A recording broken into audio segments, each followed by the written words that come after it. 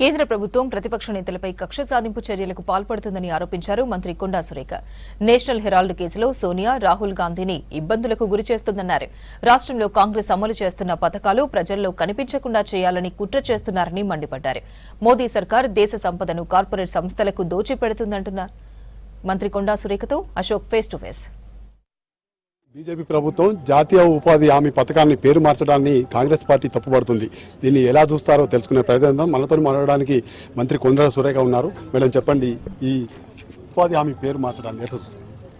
అదంటే చాలా బాధాకరం అండి. ఎందుకంటే ఆ రోజు మన కాంగ్రెస్ ప్రభుత్వం ఉన్నప్పుడే సోనియా గాంధీ గారు అంటే సమ్మర్ టైంలో గ్రామాలలో ఏ పని ఉండదు, నిరుపేదలకు కూలి పని లేకపోతే వాళ్ళ ఇంట్లో వాళ్ళకి కనీసం ఒక పూట ముద్ద కూడా దొరకదు. కాబట్టి ఈ యొక్క పథకాన్ని పెడితే 100 రోజుల పనిని పెడితే 100% వాళ్ళకి ఇంతో అంతో వాళ్ళకు ఇంటికి వస్తుంది, వాళ్ళు తింటారు అని చెప్పేసి కాంగ్రెస్ పార్టీ గాంధీ గారి పేరు మీద పెట్టారు. గాంధీ ఏ పార్టీకి చెందిన వ్యక్తి కాదు. గాంధీ అనేవాడు స్వాతంత్రాన్ని సాధించినటువంటి జాతిపిత.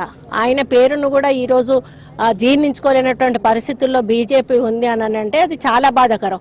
మీరు వచ్చిన తర్వాత ఏమన్నా పెట్టారా? ఈరోజు ఇంకా ఉపాధి హామీ తగ్గించారు కానీ మీరేం ఇంకా పెంచలేదు ఉపాధి హామీ పథకాన్ని. కానీ ఈరోజు పేరు తీసేయడం అనేది చాలా తప్పు. అది తీయాల్సిన అవసరం కూడా లేదు. ఎందుకనంటే గాంధీ గారి పేరు మీద నడుస్తుంది, దాంతో మీకు అయ్యే నష్టం ఏంటి, కష్టం ఏంటి, అది ఆలోచించాల్సిన అవసరం ఉన్నది. ప్రజలు మాత్రం తప్పకుండా దీని గురించి ఆలోచించారు. బీజేపీ వచ్చిన పాలనలోనే దేశం అభివృద్ధి సాధించిందని చెప్తున్నారు. ఏమీ సాధించలేదండి. ఎక్కడ వేసిన గొంగలు అక్కడ ఉంది. రోజు లక్షల రూపాయల డ్రెస్సులు ఎత్తాడు, ఫోజులు ఇస్తాడు, ట్విట్టర్లో పెడతారు. ఏ ప్రధానమంత్రి దగ్గర పోయినా, వేరే ప్రెసిడెంట్ల దగ్గరికి పోయినా ఓ ట్రాన్స్లేటర్ కావాలి, ఆయనకు ఇంగ్లీష్ రాదు, వాళ్ళెవరో మాట్లాడితే ఈయన మధ్యలో ఉంటాడు. ఈ విధంగా ఏదో మంతనాలు నడిపినాం, కోట్ల రూపాయలు తెచ్చినాం అని అంటారు. కానీ అవన్నీ తీసుకొచ్చేది అదానికి. ఈయన పోయి వచ్చినాక అక్కడ ఒప్పందాలు ఎవరితో జరుగుతాయి? అదానితోటన్నా జరుగుతాయి, అంబానీతోటన్నా జరుగుతాయి. దేశం కోసం పోడు ఆయన, వాళ్ళ కోసం పోతాడు. కానీ ప్రజల కోసం ఏమి చేయడు, వాళ్ళ కోసం చేస్తాడు. ఈరోజు మొత్తం దారాదత్తం చేస్తూ ఉన్నాడు. భారతదేశంలో ప్రజల చెమటోడ్చి కట్టిన ట్యాక్స్ అంతా కూడా వాళ్ళ పాలు చేస్తూ ఉన్నాడు. ఈరోజు అదాని, అంబానీ పాలు చేస్తూ ఉన్నాడు. అన్ని ప్రైవేటీకరణ చేస్తూ ఉన్నాడు. దానివల్ల రేపు రాబోయే రోజుల్లో ప్రజలకు ఎంత కష్టం అవుతుందో మరి వాళ్ళకి అర్థం అవ్వట్లేదు. కానీ ప్రజలు మాత్రం రాబోయే రోజుల్లో చాలా కష్టాలు ఎదుర్కోవాల్సిన అవసరం వస్తుంది. సోనియా గాంధీ, రాహుల్ గాంధీ విషయంలో నేషనల్ హెరాల్డ్ కేసు తప్పుపట్టింది, దాన్ని చూస్తారు. అదండి, కోర్టు తప్పుపట్టింది అంటే తప్పుడు కేసు అనే అర్థం కదా, కావాలని పెట్టినరు అనేది కూడా అర్థమవుతా ఉంది కదా. ఇప్పటికైనా కూడా కొంచెం వాళ్ళు బుద్ధి తెచ్చుకొని ఏదైనా చేసే ముందు ఒకటికి 2 సార్లు ఆలోచించాలి. ఈరోజు ఈ దేశం ఈ స్టేజ్లో ఉంది అని అంటే దానికి కారణం గాంధీ కుటుంబమే.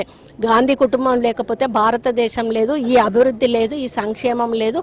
ఈరోజు ఈ పరిస్థితుల్లో ప్రజలు ఉండేవాళ్ళు కాదు. దాన్ని ఒప్పుకోలేరు. వాళ్ళు ఒప్పుకోక ఇటువంటి అన్ని డైవర్ట్ చేసి వేరే విధంగా అంటే ప్రజల మనసును వేరే వైపు డైవర్ట్ చేయడానికని ఇటువంటి కార్యక్రమాలు చేస్తూ ఉన్నారు. దాన్ని కోర్టు పరిగణలోకి తీసుకుంది. అదేంటో నిజాలు కూడా బయట పెట్టింది. కాబట్టి ఇట్లాంటి కావాలని కక్ష సాధింపు ఏదైతే చేయాలనుకుంటున్నారో ఆ విధంగా చేయకుండా ఉంటే మంచిదని హెచ్చరిస్తాం. ఇది పరిస్థితి. మొత్తానికి పేద ప్రజల సంక్షేమం కోసం పాటుపడాలి తప్ప పేర్లు మార్చడం వల్ల ఒరిగేది ఏం లేదని కొండా సురేఖ చెప్తున్నారు. విజయనగరం రాజుతో అశోక్, న్యూస్, వరంగల్.